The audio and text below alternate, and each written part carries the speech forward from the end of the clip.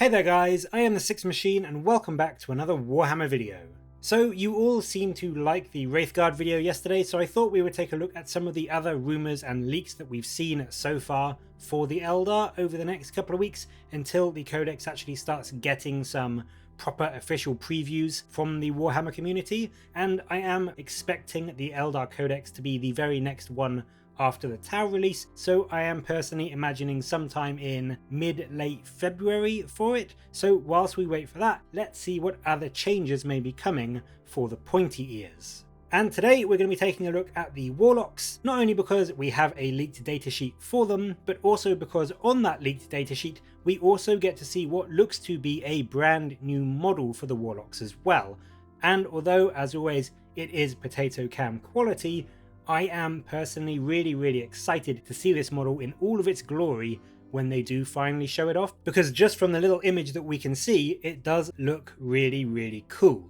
Now, interestingly, right off the bat, you can see the name of the unit has actually changed from just a Warlock or a Warlock Conclave, two separate entries, to a single Codex datasheet of Warlocks. And this makes sense really, it saves some space in the book, so I'm kind of glad that GW decided to do that. It does change slightly in that now the maximum you can take seems to be 6 instead of the full 10 that you could do previously, which does also make some slight changes in how the powers that the unit can manifest work. Previously they could do a full 3 if there were between 7 and 10 models, now it does cap out at 2, but we will get to that a bit more in a moment. First up, the stat line. And as you can see, it's identical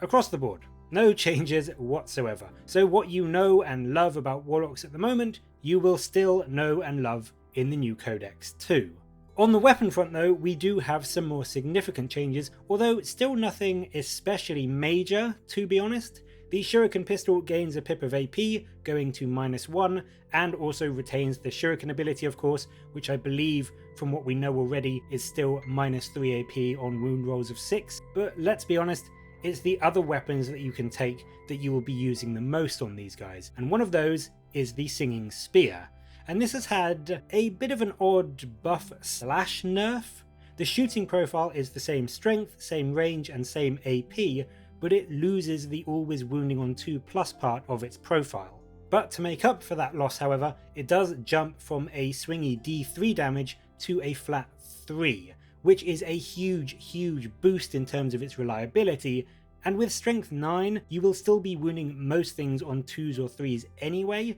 so it is yes a slight nerf to your wound rolls, but I think overall you will still be doing more damage with this now than you were before. The melee side fortunately keeps the always wounding on a 2+, which is amazing on a strength 3 model, and again has no AP, but once again, like the shooting profile, jumps from D3 to a flat 3 damage. So in melee, this is just a pure buff. Of course, it's still going to be a pain to get through enemy armor with no AP, but when you do, that flat 3 damage is going to hurt whatever you hit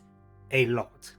But if you don't want to take the Singing Spear, the Warlock's main weapon, the Witchblade, has also had a bit of a glow up, gaining not only a point of AP, but also moving from the again swingy D3 to a flat 2 damage. And yes, it's not flat 3 damage like the Spear, which is a shame, but in most cases flat 2 is still preferable to D3 damage in my opinion, and with that -1 AP baked into the profile now, if you know you're going up against lots of tomb wound stuff like Marines, or things without a -1 damage buff in their army, the Witchblade may actually be a better pick for getting wounds through from your Warlocks. Onto the abilities now. Like the Wraithguard, a fair bit has changed, and Ancient Doom and Destructor are both completely gone. Battle Focus and Strands of Fate remain as what will presumably be the army-wide rules for the Eldar, with some extra movement shenanigans in Battle Focus I believe, and then the Miracle Dice mechanic being part of Strands of Fate. They do also still keep their 4-up Invuln from their rune armor,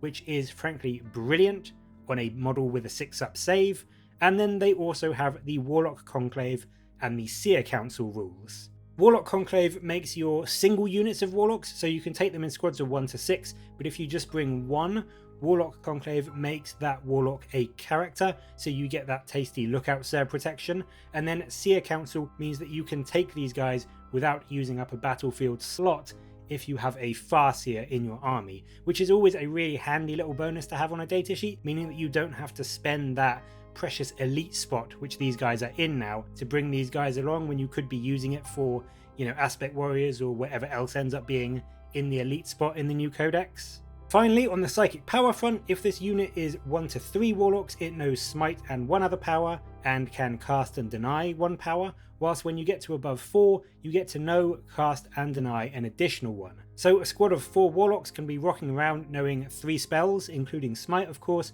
as well as giving you a solid 2 denies in your opponent's psychic phase, which is really quite good for such a small little cheapish unit. It is still, of course, people are going to say, a nerf from the previous big 10-man conclaves you could take before, but at the same time I think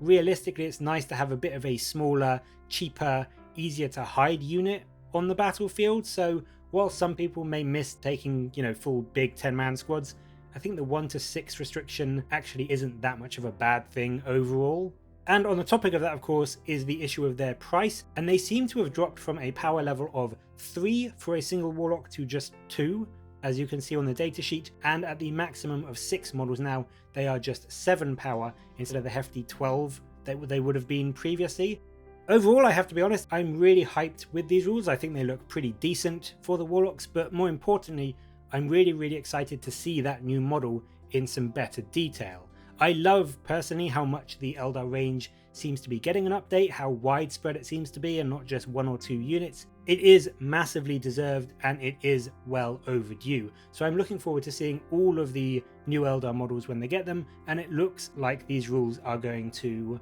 match up with the awesomeness of the new models that the Eldar players are getting. You get a lot of bang for your buck in terms of the points cost, and it looks like it's got a decent little profile for casting out some solid psychic powers all across the game. But what do you think of this Warlock datasheet? Do you think it is a buff compared to how they are now, or are you going to miss being able to take 10-man squads of them? Let me know in the comments below, and as always, thank you very much for watching. Please do like and subscribe for more Warhammer content from me, but until next time, I'll catch you later, guys.